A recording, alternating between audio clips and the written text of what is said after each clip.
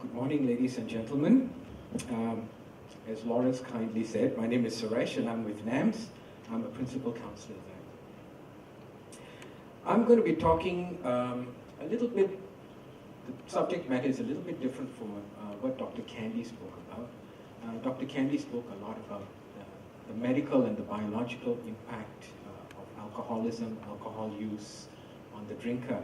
I'm going to be talking more about the psychosocial sort of impacts that alcohol has on the drinker. So I'm going to be talking about alcohol as a psychoactive drug, what that actually means, how alcohol impacts the drinker, how it impacts the family and friends, and also a little bit about how, if you're concerned about somebody's drinking, you can get him into treatment. So who is at risk? I think when we think about someone with an alcohol problem, we think about someone who looks like this. For those of you who aren't aware, this is Mr. Steve Tyler, who's a singer with Aerosmith. We tend to think about the alcoholic as somebody who's a little bit off balance, a little bit odd, a little bit quirky. But the truth of the matter is that almost anybody can develop the problem. And we have Mr. George Bush, who was former President of the United States, Mr. Stephen King, on the top right, Sir Anthony Hopkins, if you remember Silence of the Lambs, this gentleman likes liver with fava beans, and Betty Ford, who's actually got a center named after her, and she's an ex-First Lady, and Mr. Daniel Radcliffe, who most of you will remember as Harry Potter. So these are all people who develop problems with drinking. So what does it actually mean when we talk about alcohol as a psychoactive drug? A drug is anything that actually enters the body and changes the body chemistry. A psychoactive drug is something that not just, that also changes the way we think, the way we perceive ourselves and the world around us. It impacts our mood, it affects our emotions, and it affects our behavior as well. Now, alcohol and tobacco are two of the most abused psychoactive drugs in the world. And from what I've read recently, alcohol is actually one of the top 3 beverages that is consumed around the world, in addition to coffee and tea. So most people, when I speak to a lot of patients, many people don't even think about alcohol as a drug. When we run groups where we have alcoholics and drug addicts in the same group, the alcoholics tend to say, yeah, but I'm not an addict, I'm not a drug addict. But the fact is that alcohol is a drug. Why don't we kind of think about alcohol as drugs? It's, I suppose, because for many societies we've sort of clung to very old notions about good drugs and bad drugs. And we tend to think about good and bad, sort of define it in terms of perceived safeness and legality. So something like heroin, because it's illegal, marijuana, it's illegal, those are bad drugs. But alcohol is not really considered a bad drug. And unfortunately, bad drugs, of course, get a lot more airplay in terms of preventive and public education efforts and messages to the general public. So as a good drug, we sort of developed rather permissive attitudes towards alcohol. And by permissive, I mean that we are more lenient, we're more tolerant about alcohol use. The reality is that a few years ago, there was an article released on Lancet, which is a British medical journal, which rates alcohol actually as the most harmful drug. And the reason why it's seen as the most harmful drug is because it has enormous impact not just on the individual who drinks, but society in general. So it may be just as dangerous to the individual as cocaine. But when you look at the big picture, when you look at cost to society, to families, accidents in the workplace, industrial accidents, car traffic accidents, crime, and so on, alcohol comes up as number 1. Here's an example of how we sometimes kind of have very permissive attitudes towards alcohol. I was with a friend of mine, we were doing a talk somewhere in town for a bank, and I actually came across this quite famous restaurant. I don't know if you can see the words well, but it says, "We insist that the best way to nurse a hangover is to stay drunk." Now, if this same message had been about cocaine, for example, I'm sure all of us would be thinking, that's very, very irresponsible. But the fact is, we do have kind of permissive attitudes towards alcohol.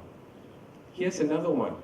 We kind of equate togetherness, celebrating with families, with having a drink. Another example of how alcohol is seen as a good drug. Let me talk a little bit about the impact on the drinker. I kind of like this slide. It's something from a movie called Dr. Jekyll and Mr. Hyde, made many years ago. And interestingly enough, the gentleman who actually wrote the story of Dr. Jekyll and Mr. Hyde, Robert Louis Stevenson, was an alcoholic. And sometimes I wonder if the descent from Dr. Jekyll to Mr. Hyde wasn't about his own descent from becoming a different person as a result of alcohol. So I'm going to talk about 3 types of psychosocial impact. I'm going to talk about depression. I'm going to talk about compulsiveness and impulsive behavior. Now, each of these things comes with a whole package of symptoms and thoughts and feelings and behaviors, all of which impact how the alcoholic, how the drinker actually functions in society, and also how it affects him, his family, his friends, and society in general. Let me talk a little bit about depression first. Alcohol increases the risk of developing depression. Why is that so? Partly it's because of the neurotoxicity as a result of heavy use. I think if you recall Dr. Candy's presentation, he talked so much about how alcohol affects all the major organs in the body, including the brain. One thing we need to realize is that when alcohol affects the brain, it affects the way we think and the way we feel. Partly because, when we think about the brain, we always think about the brain as this kind of this computer that regulates how we breathe, the heartbeat, and so on. But the fact is that the brain also regulates how we feel and how we think. So anything that disrupts this activity, anything that affects the brain, is obviously going to affect the way we feel and the way we think. And the other thing about alcohol is that when someone is drinking very heavily, especially an alcoholic, it's about living a life which is dominated by a cycle of heavy drinking, having hangovers, feeling sick the next day. And when you feel sick, what do? They drink more. So it's just a cycle that gets perpetuated on and on and on and on. And of course, the drinker also has conflicts with the family, with his partners, his friends, colleagues, employers, because he's unable to fulfill the responsibilities that he has to all these various parties because of the way he drinks. And of course, most alcoholics, because of the way they drink and because they're unable to meet their responsibilities, start to have financial difficulties. They may lose their job. The spouse may have to take over the finances of the family, having conflicts at home as a result of that. And all these things kind of contribute to how the alcoholic is going to feel depressed in general. There is also the compulsion to drink. Now, I want you to think about this carefully, because when you and I want something really, really badly, and we get it, we tend to feel good. But it's not true for the alcoholic. The alcoholic is someone who really craves drinking. He wakes up in the morning wanting to drink. His whole day is filled with activities revolving around alcohol. Where am I going to get the drink? How am I going to drink? Where am I going to get the money to drink? And when you actually, this is something that he really wants so badly, and when he gets it, it brings no joy at all. What does that say about the alcoholic? What does it say about someone who really wants something bad, and when he gets it, he doesn't really enjoy it? That's kind of the lot of the alcoholic. And there is also lowered self-worth because he's unable to resist the urges, feelings of helplessness, hopelessness. Most alcoholics don't want to be an alcoholic. Nobody wakes up in the morning and says, you know, my ambition is to be an alcoholic. You ask a kid, what do you want to be? I want to be a fireman. Nobody's going to say, I want to be an alcoholic. But the fact is, the way someone drinks can very easily take them down that road. And when they do go down that road, they realize, of course, that, you know, society kind of looks at them in a certain way, their friends look at them in a certain way, they feel terrible when they wake up in the morning, they have to drink because their hands are shaking. It's not the kind of life that anyone would choose for oneself. But they've tried to stop and they're unable to stop, and that makes them feel rather lousy about life, filled with, is this all there is to life? Am I going to end my days, as Dr. Candy was saying, am I going to, you know, go to the coffin, you know, having lived this sort of life for most of my life? They feel out of control, they feel shame. Shame is about perceiving how everybody else in society judges you. And we know that there is a stigma associated with alcohol, alcoholic behavior. And the alcoholic knows that too. But for him to still continue to drink, it is just a testimony of how difficult it is for an alcoholic, once he's gone down that road, to actually stop that sort of life. And I ask all of you to think about what sort of a life would a person who has all these things, you know, drinking and bringing no joys, low self-worth, hopeless, helpless, stigmatized, feeling out of control, what sort of a life does this person have? And it's almost understandable why they drink, because the drink just numbs all these feelings. We can also talk about cognitive and behavioral impulsivity. What does that mean? When we talk about cognitive impulsivity, we're talking about not being able to plan properly, not having forethought, not being able to tell what the consequences of my action are going to be. And when we talk about behavioral impulsivity, we're talking about impulsive actions. You're talking about somebody who's reactive, somebody who can't resist temptation, somebody who has a great deal of difficulty showing restraint, which is one of the reasons why alcoholics get into so much trouble. First of all, they can't resist the urges because it's difficult for them to plan properly, and then because they're so reactive, when they're in a situation that triggers them, they need to drink, and they get into all kinds of difficulties, including aggression. And aggression, unfortunately, is you know, something that I remember that slide that Dr. Candy was showing with that guy on the ground with the bloody nose. I mean, I think I see so many of our alcoholics actually coming into our clinic with cuts and bruises because they've been in scrapes. They are impatient, they want instant gratification because they're impulsive, they get into trouble with the law, they take excessive risks, they drive when they're not supposed to, and of course there's always the risk of self-harming behavior. I think as Dr. Candy was saying, I had a similar experience to a suicidal call just a week ago. The patient was intoxicated and he wanted to kill himself. And once he came to the clinic and he was sober, he said, gee, you know, I don't even know why, you know, I was thinking about doing something like that. One of my favorite photos from one of my favorite singers, Miss Amy Winehouse, kind of summarizes everything that I spoke about.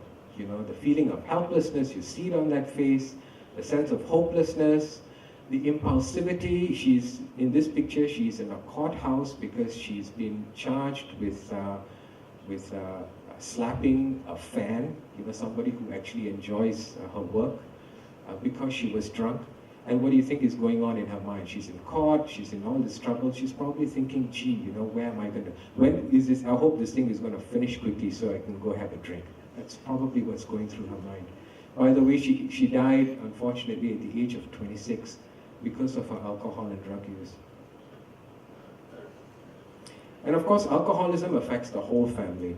We know that I talked a little bit about how it affects the drinker. Let me talk a little bit about how it affects the spouse and the children. And then I'll talk a little bit about how it affects friends. The impact on the spouse is great. We're talking about loss of faith, trust, confidence in the spouse. Now, for those of us who are married, we expect our spouses to behave responsibilities. We expect them to live up to their responsibilities. And in the case of alcoholics, they're unable to because of the drinking. There is also the sense of isolation and shame. Shame because the family is concerned about how others are going to be judging them, that they somehow stick out, that they somehow are seen as defective, as something wrong. So they tend to isolate themselves. They may not be going to birthday parties, family events, weddings, and so on. And of course, there's the constant conflicts and arguments at home because the spouse is drinking.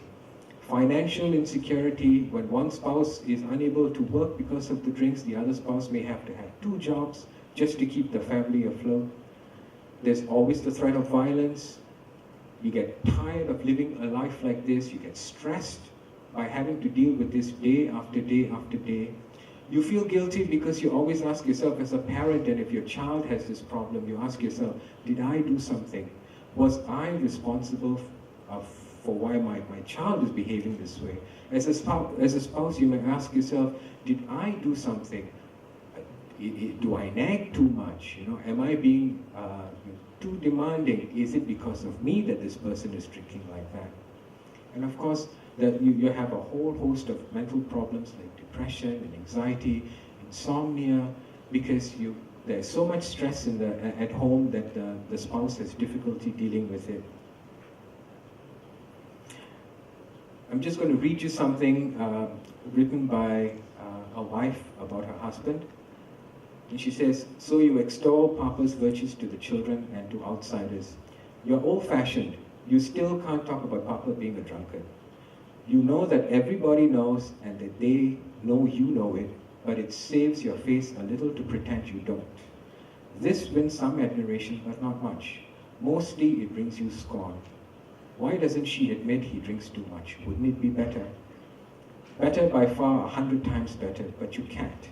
It hangs over you every waking minute, eating into your vitals, coloring or discoloring your life, but you can no more talk about it than you can undress on Main Street."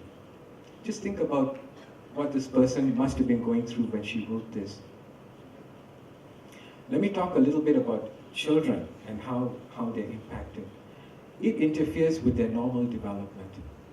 Think about what it is like for a child to grow up in a family where there are arguments all the time, arguments about money, about drinking, there's violence at home, the parent is not around, one parent talks badly about the other parent, you see the parent who's been drinking, and you see them pass out in the living room. How does a child actually develop normally in a family like that? There's lack of parental attachment. Father is not around, mother is not around to attend the PTA meetings. Daddy is not around for my birthday. He promised that he would be there, but he's not there. Inconsistency. Sometimes daddy is nice. Sometimes daddy is indifferent. Sometimes daddy is cruel. These are the realities of growing up in an alcoholic home. And of course it causes developmental problems, learning problems, internalizing and externalizing symptoms, which means basically internalizing is when the kid swallows the pain, becomes withdrawn, becomes isolated, becomes anxious, becomes depressed, and externalizing when the kid acts out, he gets into fights, he becomes rebellious, and intergenerational alcoholism, which means that the children are at greater risk of developing the very same problem that the alcoholic parent has. And it's so hard for children to connect the parent's behavior to the alcohol use. They don't know what it's about. A young child doesn't know why mommy's behaving like this or why daddy's behaving like this. Why is my mom different from my friend's mom? Why is my dad different from my friend's dad? And what do? They ask themselves, did I do something? Did I do something wrong? Is daddy mad with me?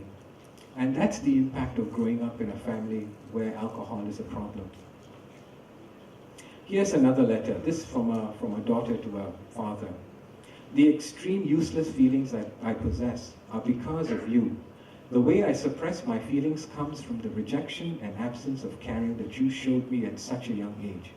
It is because of you that I am writing this letter to tell you that you have not only heard me, but that you have changed me. Although you have remained significantly absent in my life, you have contributed to my development.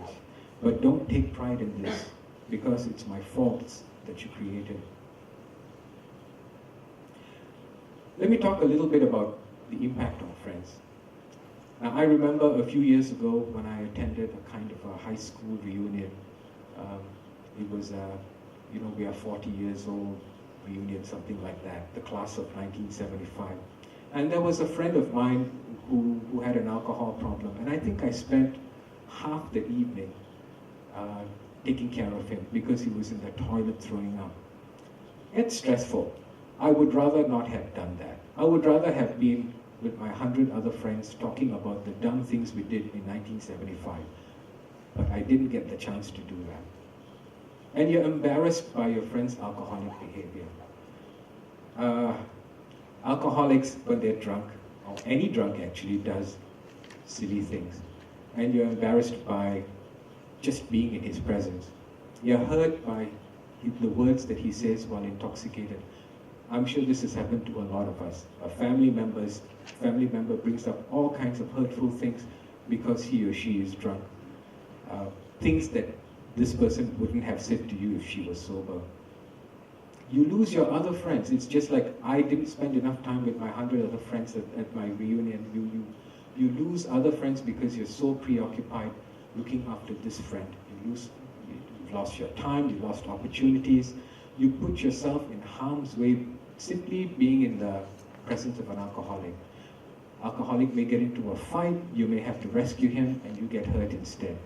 He drives, there's an accident. I don't know how many situations like this arise every day where someone gets into a car and drinks when they're not supposed to, and friends get hurt in the accident.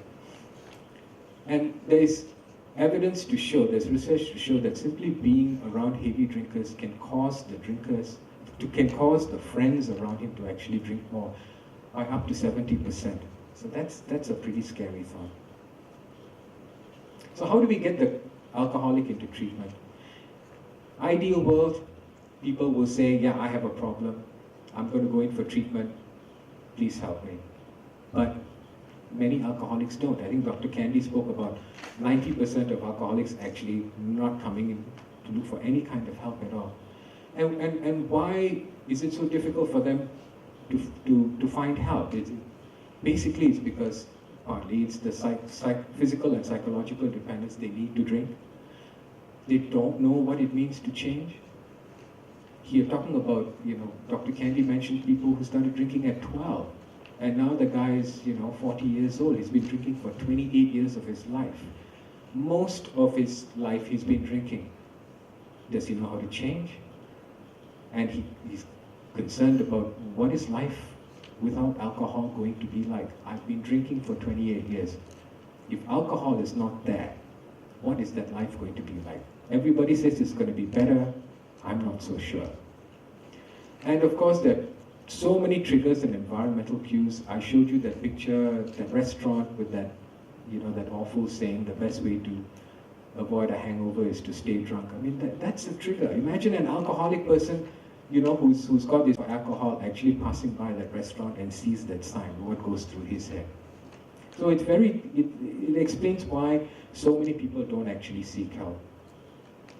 But the family actually can help to get the gambler into treatment. The first thing they need to do is they need to understand what it means, what alcoholism actually means, that it's a disease, that constant cravings, that there's tolerance, and to put into perspective why their loved one is actually behaving the way he or she does.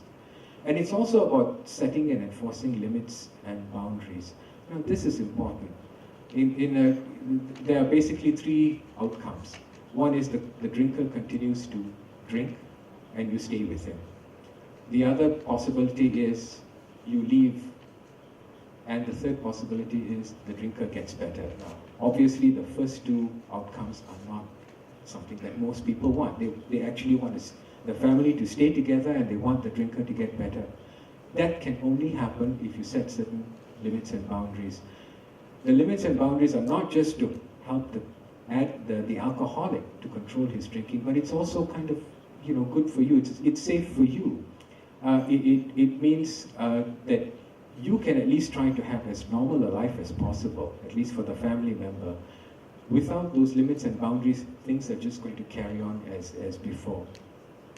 One can actually stage an intervention, which is you mobilize people that you respect, people that the alcoholic respects, get together and confront the gambler in a positive way without making it look as though you're ambushing him. By ambush, I mean that the alcoholic comes home and then he sees 10 people there and they all sort of,